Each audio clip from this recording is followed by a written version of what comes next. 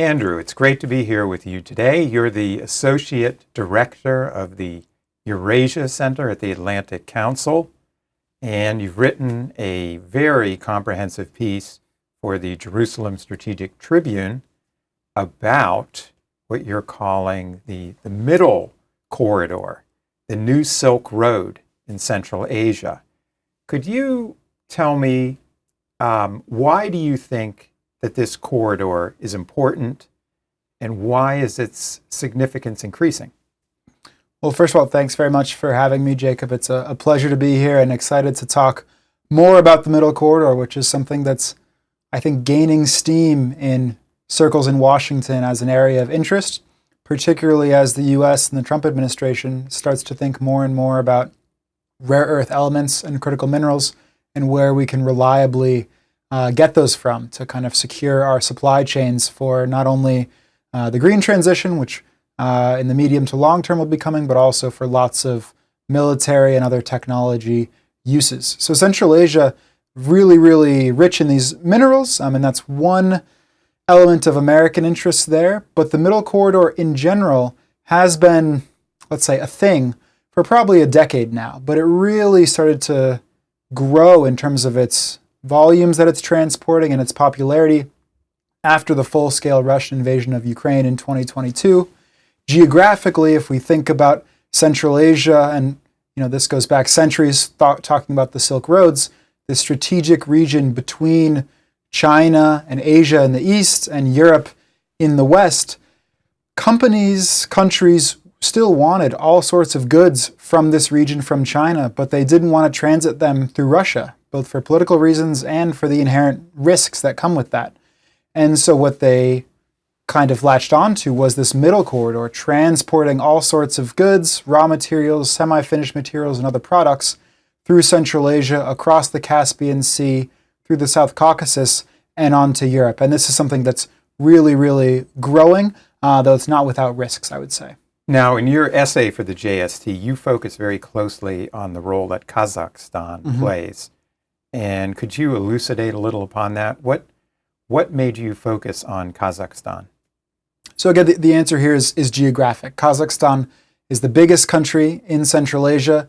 It shares an enormous border with Russia to its north, and then also with China in its east. And it has not only the best infrastructure in the region, but also has the working ports in Central Asia.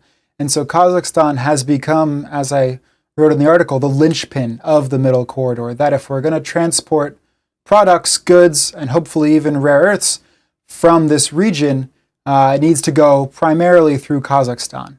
And so that's why Kazakhstan really is the kind of, not only the nexus between the Caspian and China, but also the genesis in some ways of this corridor, that everything needs to be sent through Kazakhstan, transshipped, and then across the Caspian and onward. So Kazakhstan is the key country for this. Tell us a little about the rare earths, and I believe Kazakhstan also plays a significant role in uranium production, does it not, especially for the United States? Absolutely. So Kazakhstan is the world's largest supplier of uranium. Right now, the enriched uranium must be done across the border in Russia and then exported back through Kazakhstan and either west toward Europe and the United States and elsewhere, or east through China.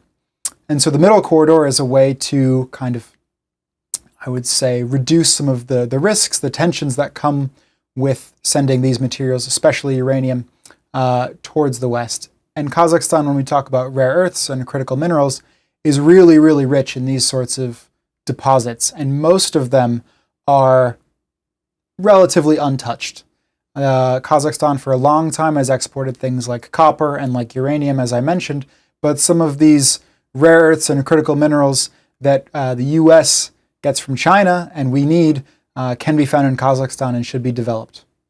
Do you feel that the Trump administration is taking advantage of this situation? Are they, in fact, deepening our ties with Kazakhstan?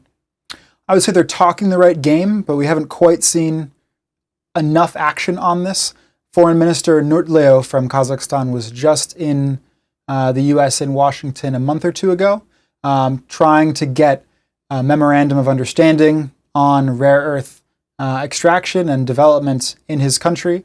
We saw Secretary Rubio meet with Uzbekistan's foreign minister a few months prior to that, actually.